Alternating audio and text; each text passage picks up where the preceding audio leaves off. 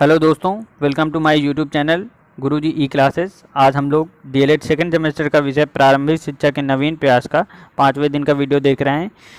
आज हम लोग भारतीय शिक्षा आयोग जो 1882 में आया उसको देखेंगे। इसे हंटर आयोग भी कहा जाता है।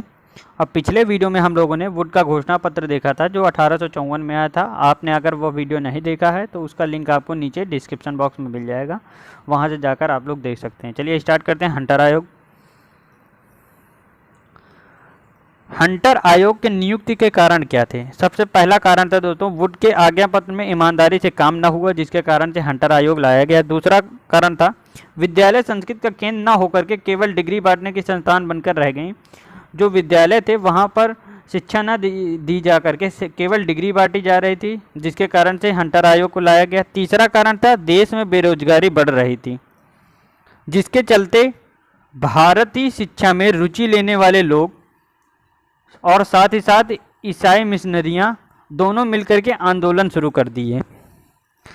जिसके बाद शिक्षा की जो समान समिति थे GCEI, उसने शिक्षा पर बात वहाँ के नए जो गवर्नर जनरल बने थे लॉर्ड रिपिन 1880 में, उनको पास रखी।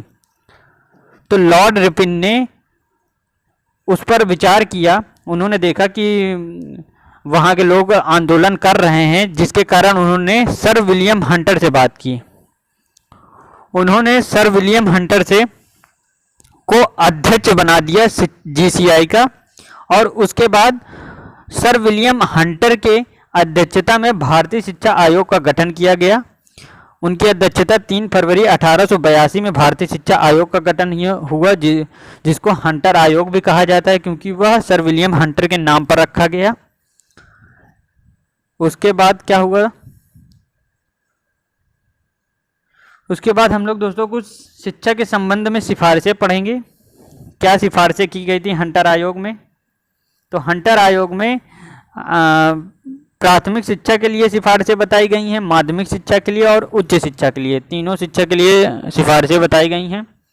तो सबसे पहले उनका उद्देश्य समझेंगे कि उद्देश्य क्या था। तो प्राथमिक शिक्षा में सबसे पहला उद्देश्य था जनसाधारण हेतु शिक्षा की व्यवस्था कराई जाए, जो भारतीयों के लिए, प्रत्येक भारतीय के लिए शिक्षा की व्यवस्था कराई जाए प्राथमिक शिक्षा की। दूसरा उन्होंने कहा कि पिछड़ी जनजाति शिक्षा के लिए ठोस कदम उठाए जाएं। प्राथमिक शिक्षा में पिछड़ी जनजाति के शिक्षा से रिलेटेड ठोस कदम उठाए भारतीय। माध्यमिक शिक्षा में उन्होंने उद्देश्य बताया कि बालकों को समान जीवन जीने की तैयारी सिखाई जाए, मतलब जीवन जीने के लिए तैयार किया जाए माध्यमिक शिक्षा में। दूसरा उद्देश्य था माध्यमिक शिक्षा में कि बालकों को उच्च शिक्षा हेतु तैयार किया जाए, मतलब उच्च शिक्षा के लिए उनको तैयार किया जाए। उसके बाद उच्च शिक्षा में उनका उद्देश्य क्या था? तो उन्होंने कहा कि छात्रों को अच्छे नागरिक, राष्ट्र सेवा तथा उच्च ज्ञान देने के लिए तैयार किया जाए। दूसरा उन्होंने बताया कि नैतिक एवं चारित्रिक विकास के लिए उद्देश्य था उच्च शिक्षा का। यह पॉइंट था उद्देश्य, जो प्राथमिक शिक्षा, माध्यमिक शिक्षा और उच्च शिक्षा में क्या उद्देश्य था वह हम लोगों ने पढ़ा। दूसरा पॉइंट है प्रशासन व वित्त व्यवस्था, मतलब कि प्राथमिक शिक्षा, माध्यमिक शिक्षा और उच्च शिक्षा में वित्त व्यवस्था किसकी होगी और यह प्रशासनिक व्यवस्था किसकी होगी। तो उन्होंने बताया कि प्रशासनिक व्यवस्था जो होगी वो प्राथमिक शिक्षा को नगर पालिका, जिला परिषद को सौंपने का सुझाव दिया। इसमें हंटर आयोग में यह सिफारिश की गई जो प्राथमिक शिक्षा है उसको नगर पालिका या जिला परिषद को सौंप दिया जाए। दूसरा उन्होंने माध्यमिक शिक्षा पर बोला कि समाज के प्रबंध व संपन्न व्यक्तियों को माध्यमिक शिक्षा को सौंप दिया जाए।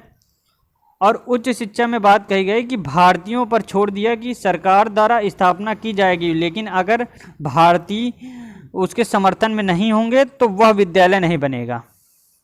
यह उच्च शिक्षा से रिलेटेड बात कही गई। उसके बाद शिक्षा का माध्यम उन्होंने बताया कि शिक्षा का माध्यम प्राथमिक स्तर पर क्या होगा। तो शिक्षा का माध्यम प्राथमिक स्तर पर मातृ या प्रांतीय भाषा होगा।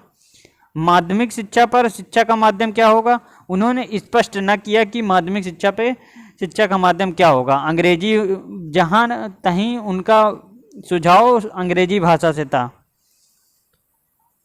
उसके बाद उन्होंने शिक्षा का माध्यम उच्च शिक्षा पर क्या बताया, उन्होंने शिक्षा का माध्यम अंग्रेजी को समर्थन किया है। उसके बाद हम लोग देखेंगे कि पाठ्यक्रम के बारे में क्या बात सुझाव दिए गए हैं। तो हंटर आयोग में पाठ्यक्रम से रिलेटेड बातें कही गई कि प्राथमिक शिक्षा में तत्कालीन परिस्थिति अनुसार पाठ्यक्रम निश्चित किया जाएगा, मतलब कि वहाँ की परिस्थिति को देख करके प्राथमिक शिक्षा में पाठ्यक्रम निश्चित किया जाएगा और उस पर पाठ्यक्रम में गणित, कृषि, सामान्य विज्ञान, पशुपालन, बुनाई, कताई आदि ये सब विषय रखे जाएंगे। उसके बाद माध्यमिक शिक्षा में उन्होंने पाठ्यक्रम से रिलेटेड बातें कही हैं, 2 भागों में विभाजित किया है। पहले भाग में उन्होंने कहा कि उन छात्रों के लिए जो उच्च शिक्षा प्राप्त करना चाहते हैं उनके लिए पाठ्यक्रम तैयार किया जाएगा, और दूसरा बताया उन छात्रों के लिए जो व्यवहारिक या व्यावसायिक ज्ञान चाहते हैं। मतलब पहले वो बालक होंगे जो उच्च शिक्षा प्राप्त करना चाहते हैं, दूसरे वह बालक होंगे जो व्यावसायिक शिक्षा प्राप्त करना चाहते हैं, तो दोनों के लिए अलग अलग पाठ्यक्रम बनेगा। तो यह उन्होंने माध्यमिक शिक्षा पर बात कही है। उसके बाद उच्च शिक्षा पर पाठ्यक्रम की बात उन्होंने कहा छात्र अपनी रुचि के अनुसार पाठ्य विषय चयन कर सकते हैं। मतलब कि उच्च शिक्षा में बालक अपनी रुचि के अनुसार पाठ्य विषय चयन करेंगे। उसके बाद 5वां पॉइंट उन्होंने कहा है कि प्रशिक्षित शिक्षकों की नियुक्ति। प्राथमिक शिक्षा में स्तर में सुधार के लिए प्रशिक्षित शिक्षकों की नियुक्ति की जाएगी। माध्यमिक शिक्षा में योग्य या प्रशिक्षित शिक्षकों की नियुक्ति होगी, जिसके कारण से माध्यमिक शिक्षा की स्तर में सुधार हो। और उच्च शिक्षा में उन्होंने बात कही है यूरोप के विश्वविद्यालयों से शिक्षा प्राप्त भारतीयों को वरीयता दी जाएगी। मतलब कि उन्होंने कहा कि जो शिक्षक उच्च शिक्षा में लाए जाएंगे वह सब यूरोप के विश्वविद्यालयों से शिक्षा प्राप्त किए भारतीय होंगे, जिनको रिकमेंड किया जाएगा, जिनको कहा जाएगा कि आप ही पढ़ाइए इस उच्च शिक्षा में। उसके बाद शिक्षा प्रशिक्षण विद्यालय से रिलेटेड उन्होंने बात कही गई है कि प्राथमिक शिक्षा में नॉर्मल विद्यालय खोले जाएंगे, शिक्षक प्रशिक्षण विद्यालय खोले जाएंगे, परंतु उन्होंने माध्यमिक शिक्षा पर और उच्च शिक्षा पर ऐसी कोई बात नहीं कही है। यह सिफारिशें थे प्राथमिक शिक्षा से, माध्यमिक शिक्षा से और उच्च शिक्षा से रिलेटेड। उसके बाद उन्होंने कुछ सिफारिशें अन्य भी दी हैं, जो कि शिक्षा नीति 1854 के संबंध में उन्होंने कहा है कि जो भारतीय शिक्षा का उत्तरदायित्व है वो स्थानीय निगमों व व्यक्तिगत संस्थाओं के ऊपर रहेगा। मतलब जो शिक्षा का उत्तरदायित्व भारत में है वह स्थानीय निगमों व व्यक्तिगत संस्थाओं पर के ऊपर रहेगा। उन्होंने बात कही शिक्षकों को अच्छा वेतन दिया जाएगा, छात्रों को छात्रवृत्ति दी जाएगी, और विद्यालय के संबंध में उन्होंने कहा है कि भवन निर्माण, प्रयोगशाला, पुस्तकालय ये सब खोली जानी चाहिए। यह शिक्षा नीति 1854 के संबंध में उन्होंने सिफारिशें दी हैं हंटर आयोग में। अनुदान से रिलेटेड उन्होंने बात कही है कि अनुदान किसको किसको देना चाहिए। अनुदान के विषय में बताया कि समय से पहुंचाई जाए अनुदान, मतलब जो हेल्प है, पैसे से रिलेटेड जो हेल्प है वह विद्यालयों को समय से पहुंचाई जानी चाहिए। प्राप्त विद्यालयों के आंतरिक में हस्तक्षेप नहीं, मतलब कि अनुदान जो दिया जाएगा वह जो होंगे वह विद्यालय के आंतरिक मामलों में हस्तक्षेप नहीं करेंगे। जो अनुदान देंगे विद्यालयों का प्रतिबंधित न किया जाए, मतलब विद्यालयों को अनुदान प्रतिबंधित न किया जाए, उनको अनुदान दिया जाए कि ये नहीं कि बीच में रोक दिया गया। देने में भेदभाव न किया जाए, मतलब कि अनुदान जो हेल्प दी जा रही है पैसे से रिलेटेड या किसी भी चीज़ से रिलेटेड, तो वह उस पर कोई भेदभाव नहीं होना चाहिए कि किसी को ज़्यादा दे रहे हैं तो किसी को कम अनुदान दे रहे हैं। हंटर आयोग में स्त्री शिक्षा पर बल दिया गया है, मुस्लिमों की शिक्षा पर बल दिया गया, धार्मिक शिक्षा पर बल दिया गया है। ये आपके कॉमन पॉइंट होते हैं। हम लोगों ने यही कॉमन पॉइंट वुड के घोषणा पत्र में भी देखे थे और यही कॉमन पॉइंट हंटर आयोग में भी हैं।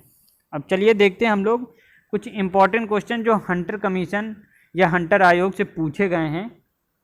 हंटर आयोग से बीटीसी 2015 में यह क्वेश्चन पूछा गया था कि हंटर कमीशन द्वारा माध्यमिक शिक्षा के क्षेत्र में कौन सी आर्थिक प्रणाली लागू की जो आज भी प्रचलित है।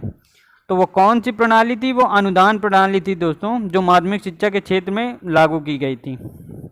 दूसरा क्वेश्चन है कि प्राथमिक शिक्षा के विकास एवं सार्वभौमिकरण हेतु हंटर कमीशन की सिफारिशों का उल्लेख कीजिए।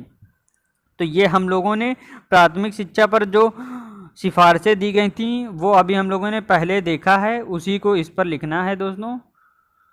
तो ये आप लोगों का होमवर्क हो गया। तीसरा क्वेश्चन, हंटर कमीशन की विशेषताएं क्या थीं?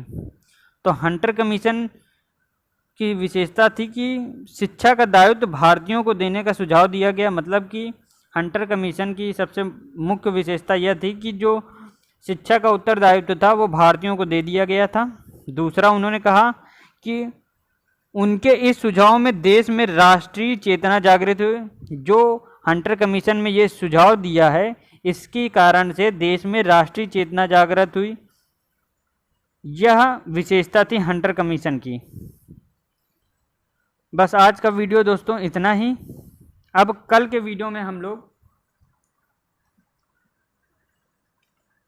लॉर्ड कर्जन की शिक्षा नीति देखेंगे।